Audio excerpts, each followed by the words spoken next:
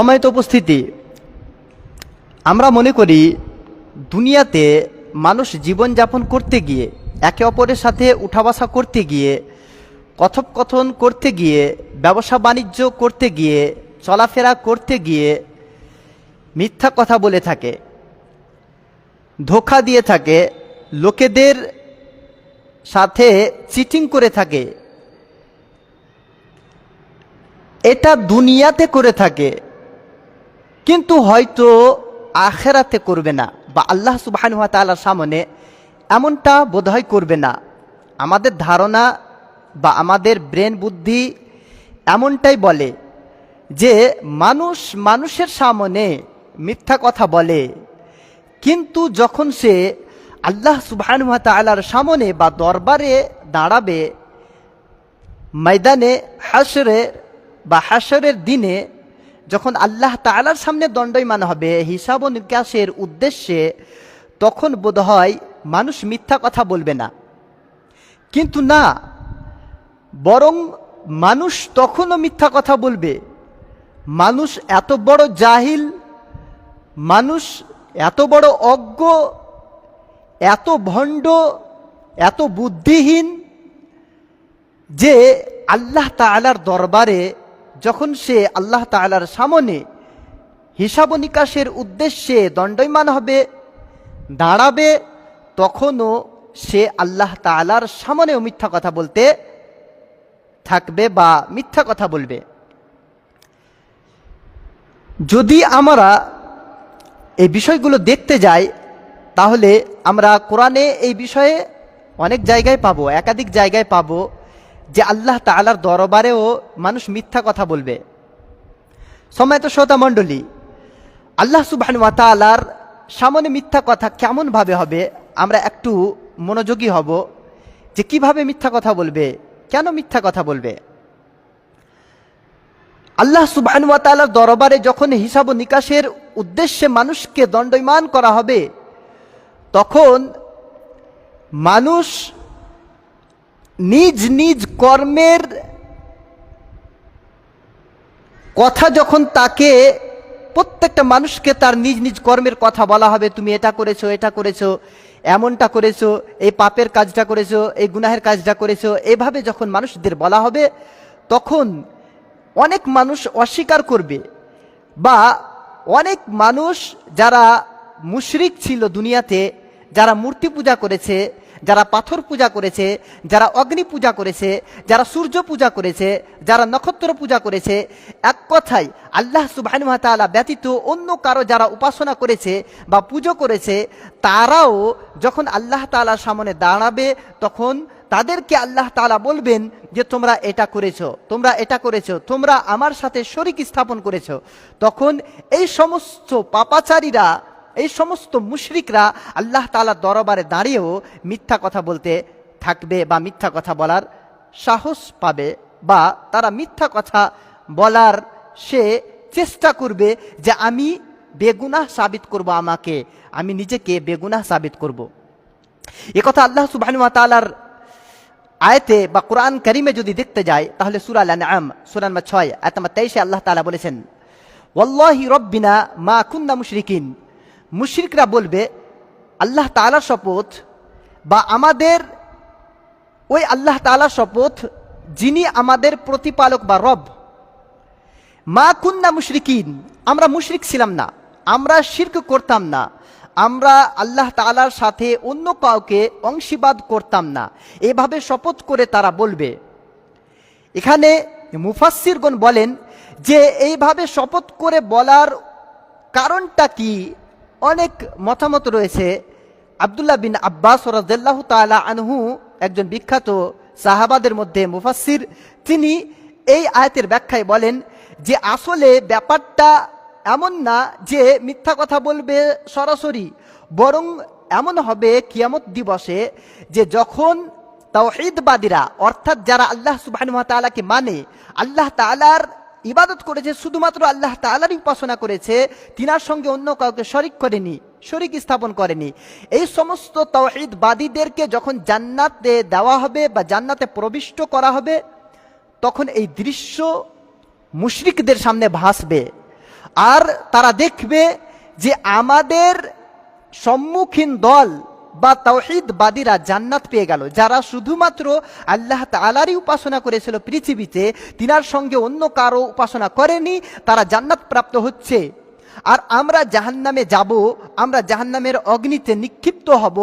এই জ্বলন্ত অগ্নিতে নিক্ষিপ্ত হতে নিজেকে সহ্য করতে না পেরে, বা এই কল্পনা ও পরিকল্পনা তাদের ব্রেনে আসবে যে এত উত্তপ্ত অগ্নিতে আমাদেরকে নিক্ষিপ্ত হতে হবে বা সাজা পেতে হবে এই জাহান্নামে, এত কষ্ট কি করে সহ্য করব। এইভাবে তারা হতবুদ্ধি হয়ে পড়বে, এভাবে তারা হতাশাব্যঞ্জক হয়ে পড়বে, ডিপ্রেসিংয়ের মধ্যে চলে আসবে। ফলে তারা মিথ্যা কথা বলতে বাধ্য হবে বা হতভম্ব হয়ে তারা হতবুদ্ধি হয়ে বুদ্ধি হারিয়ে ফেলবে, এবং এই বুদ্ধি হারানোর কারণে তারা তাদের মুখ থেকে ভুরি ভুরি মিথ্যা কথা বের হতে থাকবে।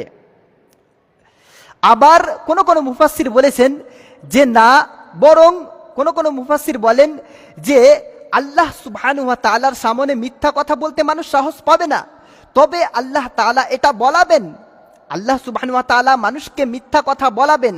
এর কারণ এই যে তারা দুনিয়াতে পৃথিবীতে পার্থিব জীবন যাপন করতে গিয়ে একে অপরকে মিথ্যা কথা বলেছে, মানুষের সাথে মিথ্যা প্রতিশ্রুতি দিয়েছে, মানুষকে মিথ্যা অঙ্গীকার দিয়েছে, ওয়াদা করেছে, প্রমিস করেছে, এইভাবে যে আমরা দিনের পথে আছি, আমরা সঠিক পথে আছি, আমরা হক পথে আছি, আর তোমরা বেদুইন, তোমরা বেহক পথে আছো। অর্থাৎ সত্যবাদীদেরকে বা সত্যপন্থীদেরকে, হকপন্থীদেরকে তারা মিথ্যা প্রতিপন্ন করেছে, তাদেরকে মিথ্যা পথের পথিক বলে আখ্যায়িত করেছে, এবং নিজেদেরকে তারা সত্যবাদী বা সত্য পথের অনুসারী বলে দাবি করেছে। যেমনভাবে দুনিয়াতে এভাবে ভালো লোকেদের, সৎ লোকেদের, দ্বীনে ইসলামের প্রতি প্রতিষ্ঠিত লোকেদেরকে যেমন তারা মিথ্যা জ্ঞান করেছে বা মিথ্যাবাদী বলেছে আর নিজেদেরকে সত্যবাদী বলেছে, এটা তো মিথ্যা কথা। যে হক পথে যে আছে তাকেও মিথ্যুক বলছে, আর নিজে বেহক পথে আছে, দ্বীনে ইসলামের বাইরে আছে, ইসলামের গণ্ডির মধ্যে পড়ে না, আর নিজেকে ইসলামের অনুসারী বলে দাবি করেছে, বা নিজেকে ভালো পথের অনুসারী বলে দাবি করেছে যে আল্লাহ তাআলা আমাদেরকে ভালোবাসেন বা সর্বশক্তিমান আল্লাহ তাআলা আমাদেরকে ভালোবাসেন, আমরাই সত্য পথে আছি। এইভাবে তারা মিথ্যা যেভাবে দুনিয়াতে বলতো, আখিরাতেও আল্লাহ তাআলা মিথ্যা বলাবেন। মুফাসসিরগণ বলেন যে আখিরাতেও তাদেরকে মিথ্যা বলাবেন, যেন এটা স্পষ্ট হয়ে যায় সকল পৃথিবীবাসীর নিকটে। পৃথিবীতে প্রথম মানব আদম আলাইহিস সালাম থেকে নিয়ে শেষ মানব পর্যন্ত, অর্থাৎ কিয়ামত সংঘটিত হওয়া অবধি যতগুলো মানুষ এসেছে, আসবে, অতিবাহিত হয়েছে, এই সমস্ত মানুষের নিকটে আল্লাহ তাআলা স্পষ্ট করতে চান যে তারা দুনিয়াতে মিথ্যা কথা বলতো এইভাবেই। এটা দেখানোর জন্যই আল্লাহ তাআলা তাদেরকে মিথ্যা বলার একটা সুযোগ দিবেন, যে তাদেরকে ছাড় দিবেন যে আজকেও তুমি মিথ্যা কথা বলতে পারো। এটা প্রমাণ করার জন্য যে দেখো দুনিয়াতে তোমাদেরকে এমনভাবে মিথ্যা কথা বলতো, আজকে আমার সামনে দণ্ডায়মান অবস্থায়ও আমি যেহেতু আলিমুল গায়ব, আমার কাছে সমস্ত কিছুর খবর আছে, আমার কাছে কোনো অণু পরমাণু ছুপায়িত থাকতে পারে না, এক কিঞ্চিত পরিমাণে কোনো মানুষের আমল কর্ম কোনো কিছুই ছুপায়িত থাকতে পারে না, কোনো মানুষের কোনো একটা বাক্য স্পষ্ট হোক অস্পষ্ট হোক কোনো কিছুই ছুপায়িত থাকতে পারে না। অথচ আজকেও সে মিথ্যা কথা বলছে। এটা আল্লাহ তাআলা মানুষকে, সমস্ত পৃথিবীবাসীকে দেখানোর জন্য তাদেরকে একটা সুযোগ দিবেন যে আজকেও তুমি মিথ্যা কথা বলতে পারো। আবার কেউ কোনো মুফাসসির বলেছেন না, বরং এখানে যে মিথ্যা কথা বলা হয়েছে, এখানে আসলেই মিথ্যা কথা বলবে বাঁচার জন্য, আসলেই নিজে থেকে মিথ্যা কথা বলবে জাহান্নামের আগুন থেকে বাঁচার জন্য, নিজেকে জান্নাতবাসী করে নেওয়ার উদ্দেশ্যে নিজে ইচ্ছাকৃত স্বইচ্ছায় মিথ্যা কথা বলার চেষ্টা করবে যাতে সে বেঁচে যায়। অনেক মুফাসসির এটাও বলেছেন।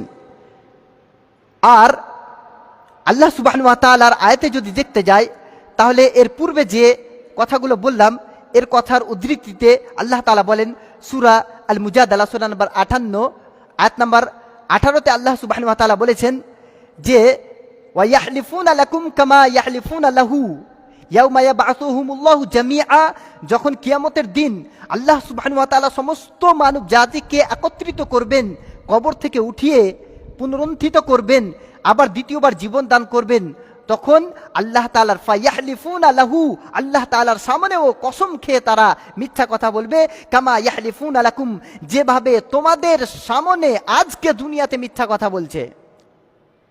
আর নিজেকে জাহান্নাম থেকে পরিত্রাণ দেওয়ার জন্যও মিথ্যা কথা বলবে স্ব ইচ্ছায়। মুফাসসিরগণের এটাও মতামত রয়েছে। আর এটা তখন হবে যখন মানুষকে আল্লাহ তাআলা সাবিত করবেন যে তুমি মিথ্যাবাদী। বিভিন্ন ধরনের সাক্ষী আল্লাহ তাআলা উপস্থাপন করবেন কিয়ামতের দিন। আল্লাহ সুবহানাহু ওয়া তাআলার দরবারে যখন মানুষের হিসাব নিকাশ হবে, বিভিন্ন ধরনের সাক্ষী মানুষের বিপক্ষে পেশ করবেন। যেমন দুনিয়াতে মানুষ সাক্ষ্য দেয়, কোনো একটা স্থানে মার্ডার হলে কেউ দেখেছে, সে এসে বলে যে সে মার্ডার করেছে, আমি দেখেছি। কেউ আবার বলে যে এখানে চাকু পড়ে আছে, এই চাকুটা তার, ওই চাকুর কারণে সে ফেঁসে যায়। কেউ বলে পেস্তুল পড়ে আছে, পেস্তুলটা তার, এই পেস্তুল দিয়ে গুলি করেছে, ওই চাকু দিয়ে মেরেছে, চাকু দিয়েও মারা হয়েছে, পেস্তুল দিয়েও গুলি করা হয়েছে। এভাবে বিভিন্ন ধরনের সাক্ষী উপস্থাপন করে একজন আসামিকে ধরা হয়। ঠিক তেমনই ভাবে আল্লাহ তাআলা প্রত্যেকটা গুনাহগারকে, পাপাচারী ব্যক্তিকে সাবিত করবেন যে তুমি একজন গুনাহগার, তুমি একজন পাপী, তুমি একজন জাহান্নামের অন্তর্ভুক্ত ব্যক্তি। তোমার কর্মই ছিল দুনিয়াতে এমন যে তুমি জাহান্নামের উপযুক্ত, জাহান্নামে যাওয়ার উপযুক্ত। তাই আল্লাহ তাআলা মানুষের সামনে পেশ করবেন ফেরেশতাদেরকে। আল্লাহ তাআলা সূরা আল ইনফিতারের 8 থেকে 10 নম্বর আয়াতে বলেছেন, অর্থাৎ 8, 9, 10 পরপর 3টি আয়াতে বলেছেন কিরামান কাতিবিন, বুজরুগ লেখকগণ, কিরামান কাতিবিনা ইয়ালামুনা মা তাফআলুন, তিনারা জানেন যা তোমরা করো। কিরামান কাতিবিন, এমন কিরামান কাতিবিন যে যারা ডানে বামে থাকে, এদেরকে আল্লাহ তাআলা বলেছেন কিরামান কাতিবিন, বুজরুগ ফেরেশতা, সম্মানিত ফেরেশতা। মানুষের ডানে এবং বামে উভয় দিকেই ফেরেশতারা সব সময় নিযুক্ত। তারা মানুষের কর্মকে লিপিবদ্ধ করেন, কে কি করছে না করছে, ডানেও আছে এবং বামেও আছে। তো এই ফেরেশতাদেরকে আল্লাহ তাআলা বলেছেন কিরামান কাতিবিন ইয়ালামুনা মা তাফআলুন, তোমাদের সমস্ত কৃত কর্ম সম্বন্ধে তারা অবগত। কেননা তোমরা যা করছো তারা স্ব ইচ্ছায় দেখছে এবং সেগুলো দেখে দেখে তারা নোট করছে, আর আল্লাহ তাআলার দরবারে এই নোটটাই তারা কিয়ামতের দিন পেশ করবেন। এভাবে আল্লাহ তাআলা তাদেরকে বলবেন যে তোমরা পাপাচারী, এই দেখো আমার ফেরেশতারা তোমাদের ব্যাপারে লিখেছেন, এইগুলো তুমি দুনিয়াতে করতে বলে আমার ফেরেশতারা লিখেছেন। আবার জমিনও সাক্ষ্য দেবে। হাদিস থেকে স্পষ্ট হয় যে কেউ কোথাও জেনা করেছে, সেই জায়গা বা সেই জমিন তাকে আল্লাহ তাআলার সামনে সাক্ষী দেবেন যে আমার স্থানে বা আমার উপরে, আমার বুকের উপরে গিয়ে সে জেনা করেছিল। কোনো রাস্তা দিয়ে গেছে, সেখানের গাছপালাও সাক্ষ্য দেবে যে হ্যাঁ এই ব্যক্তি অমুক অমুক ধরনের গুনাহ করেছিল আমার এখান থেকে বা অমুক জায়গায়, আমি সেখানে উপস্থিত ছিলাম। এভাবে কোরআন মানুষের বিপক্ষে হুজ্জত বা দলিল, বিপক্ষে সাক্ষ্য দেবে, পক্ষেও সাক্ষ্য দেবে। সহিহ মুসলিম হাদিস নাম্বার 223-এ উল্লেখ করা হয়েছে, আল্লাহ রাসূল সাল্লাল্লাহু তাআলা আলাইহি ওয়াসাল্লাম বলেছেন আল কুরআনু হুজ্জাতুল লাকা ওয়া আলাইকা, কুরআন তোমার পক্ষেও দলিল এবং তোমার বিপক্ষেও দলিল। অর্থাৎ বলা হয়েছে যে কুরআন এমন একটি পুস্তক, আল্লাহ তাআলার বাণী, আল্লাহ তাআলার সিফাত, যে কুরআন কিয়ামতের দিন যে মানুষ কোরআনের প্রতি আমল করেছে, কোরআনের কথার আদেশ ও নির্দেশের পালন করেছে, মেনেছে, সেই ব্যক্তির পক্ষ হয়ে যে সে ভালো ব্যক্তি, এটা কোরআন সাক্ষ্য দেবে। এবং যে কোরআনের অবমাননা করেছে, কোরআনকে মানেনি, কোরআনের মধ্যে যে আদেশ ও নির্দেশ, যে নিষেধাজ্ঞা বলিগুলো রয়েছে, সেইগুলোকে যারা অমান্য করেছে, সেইগুলোকে মান্য করেনি, তাদের বিপক্ষে কোরআন সাক্ষ্য দেবে যে এই ব্যক্তি পাপাচারী, আমার প্রতি আমল করেনি। তার কারণে আল্লাহ রাসূল বলেছেন যে আল কুরআন হুজ্জাতুল লাকা ওয়া আলাইকা, কোরআন তোমার পক্ষে এবং তোমার বিপক্ষে উভয় দিক থেকে কথা বলবে। ভালো হলে তোমার পক্ষে কথা বলবে, তোমার হিতাকাঙ্ক্ষী হয়ে কথা বলবে। যদি তুমি খারাপ হও তাহলে তোমার বিপক্ষে কথা বলবে, তোমার হিতাকাঙ্ক্ষী হয়ে কথা বলবে না। তাহলে আমি বলতে চাচ্ছি যে কিয়ামতের দিন মানুষ মিথ্যা কথা বলবে। এতগুলো দলিল প্রমাণ সহ আল্লাহ তাআলা তাকে পাপাচারী সাবিত করবেন, অথচ আল্লাহ তাআলার সামনে বলবেন যে মা কুন্না মুশরিকিন, আমরা মুশরিক ছিলাম না। সূরা আনআমের যে 23 নম্বর আয়াতটি বললাম সেখানে স্পষ্ট। এছাড়াও সূরা মুজাদালা সূরা নম্বর 58 আয়াত নম্বর 18তেও বলা হয়েছে যে তারা কসম করে আল্লাহ তাআলার সামনে বলবে যে আমরা এগুলো করিনি। তো এই কথা বলার পর আল্লাহ সুবহানাহু ওয়া তাআলা কি করবেন, কি করে তাদেরকে সাবিত করবেন যে তারা সত্যি মিথ্যুক? আল্লাহ সুবহানাহু ওয়া তাআলা তো যে কোনো ভাবে সাবিত করতে পারেন।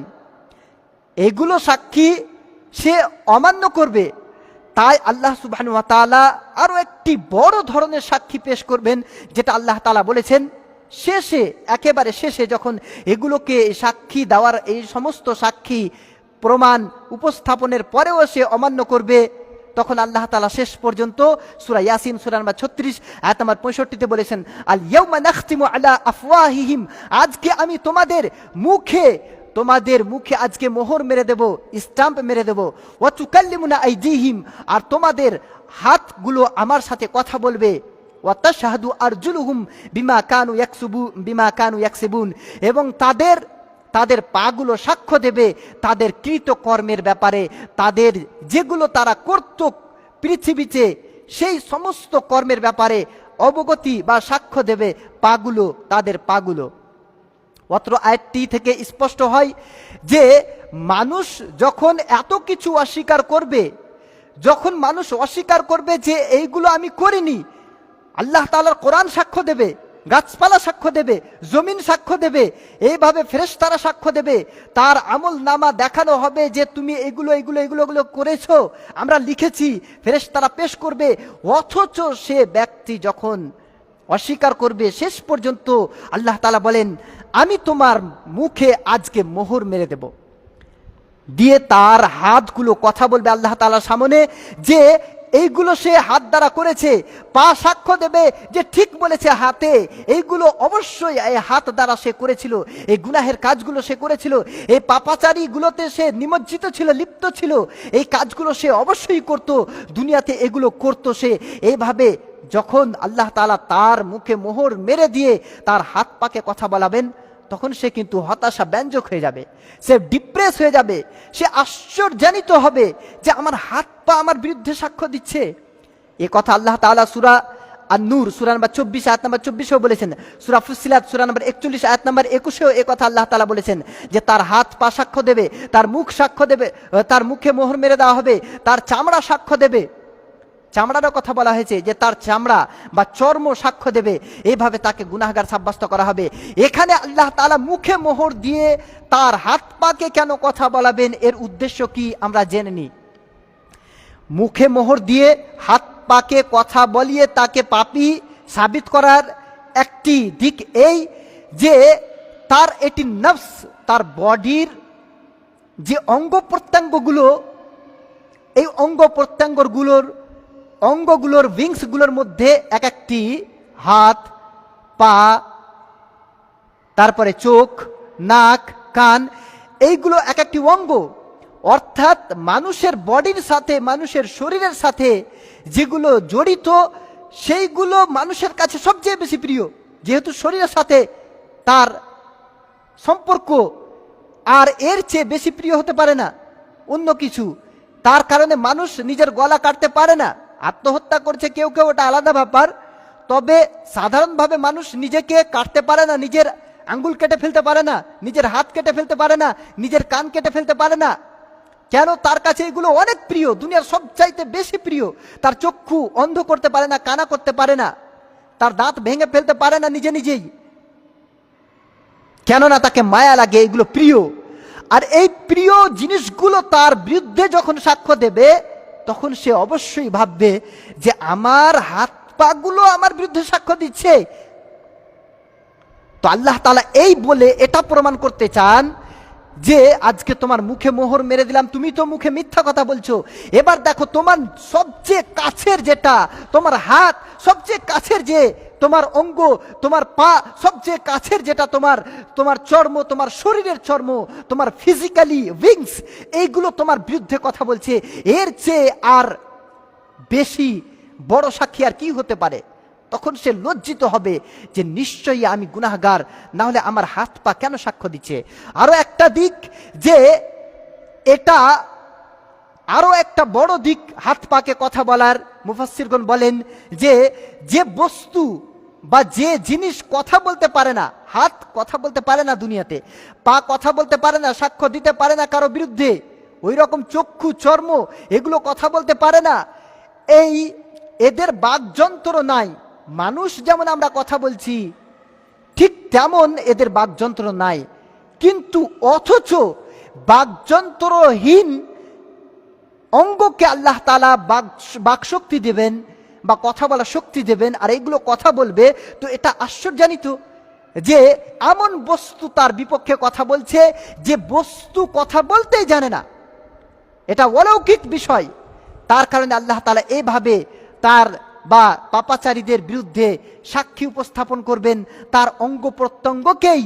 আল্লাহ তাআলা এই জন্য বলেছেন সূরা ইয়াসিনে, যেটা পড়লাম আবার পড়ি, জাল ইয়াউমা নাখতিমু আলা আফওয়াহিহিম, আজকে আমি তোমার মুখে মোহর মেরে দেব, ওয়া তুকাল্লিমুনা আইদিহিম, তাদের আল ইয়াউমা নাখতিমু আলা আফওয়াহিহিম, আমি আজকে তাদের মুখে মোহর মেরে দেব, তাদের হাত আমার সাথে কথা বলবে, ওয়া তাশহাদু আরজুলুহুম, তাদের পাগুলো সাক্ষ্য দেবে, বিমা কানু ইয়াকসিবুন, মা কানু ইয়াকসিবুন, যেগুলো তারা দুনিয়াতে করছিল, এই সমস্ত কিছু আমার সামনে এগুলো এই অঙ্গগুলো বলবে। এভাবে মানুষকে আল্লাহ তাআলা মিথ্যা বলবে, মানুষ মিথ্যা বলবে, মানুষ মিথ্যা বলবে আল্লাহ তাআলার সামনে, কিন্তু পাস হতে পারবে না, পার পেতে পারবে না, সে নিজেকে সত্য সাবিত করতে পারবে না, যেভাবেই সে চেষ্টা করুক না কেন। তাই আমাদেরকে আল্লাহ সুবহানাহু ওয়া তাআলার ব্যাপারে ভয় করা উচিত, আল্লাহ তাআলাকে বেশি বেশি স্মরণ করা উচিত, আল্লাহ তাআলার ইবাদত করা উচিত। কেননা কিয়ামতের দিন আমরা কোনোভাবেই আমরা পার হতে পারবো না, আল্লাহ সুবহানাহু ওয়া তাআলার দরবারে আমরা বাঁচতে পারবো না। যে যেমন কর্ম করেছে তার ফলাফল সে তেমনই ভুগবে, যে যেমন কর্ম করেছে তার ফলাফল সে তেমনই ভাবে পাবে। কিয়ামতের দিন যে গুনাহগার হবে তাকে গুনাহের ফল পেতে হবে, যে ব্যক্তি নেককার হবে সে নেকি পাবে, বা সে তার নেক আমল করার, সৎ কর্ম করার ফলাফল সে অবশ্যই পাবে ইনশাআল্লাহ। তাই আমাদেরকে আল্লাহ সুবহানাহু ওয়া তাআলাকে সব সময় স্মরণে রাখা উচিত, আল্লাহ তাআলার আযাবকে বলে, জাহান্নামকে বলে ভয় করা উচিত, জান্নাতের আশা প্রত্যাশা করা উচিত, জাহান্নামের যে আগুনের ভয়াবহতা সেই ব্যাপারে, যে আযাবের ভয়াবহতা সেই ব্যাপারে আমাদের ভাবা উচিত, বিবেচনা করা উচিত। দুনিয়ার জীবনটা শেষ জীবন নয়, দুনিয়ার জীবনটা আমাদেরকে আল্লাহ সুবহানাহু ওয়া তাআলা দিয়েছেন পরীক্ষামূলকভাবে। যদি আমরা এখানে ভালো কর্ম করি তাহলে আমাদের যে আসল জীবন সেটি হচ্ছে আখিরাতের জীবন, সেখানে যদি আমরা নাজাত পেতে পারি, সেই যদি প্রচেষ্টা করি তাহলে আমরা ইনশাআল্লাহ সফল হব, আর আমরা আল্লাহ সুবহানাহু ওয়া তাআলার দরবারে জান্নাত প্রাপ্ত হতে পারবো। আল্লাহ তাআলা যেদিন আমাদের ফয়সালা করবেন আমরা নাজাত প্রাপ্তদের অন্তর্ভুক্ত হতে পারবো। আল্লাহ তাআলার কাছে পরিশেষে দোয়া করি, হে আল্লাহ, তুমি আমাদের সকলকেই মিথ্যা কথা বলা পরিত্যাগ করা এবং ভালো কাজে নিমজ্জিত থাকা, সবসময় তোমাকে স্মরণ করা, তোমার জিক্র আজকার করা এবং নেকির কাজে বেশি বেশি প্রতিযোগিতা করা তৌফিক দান করুন।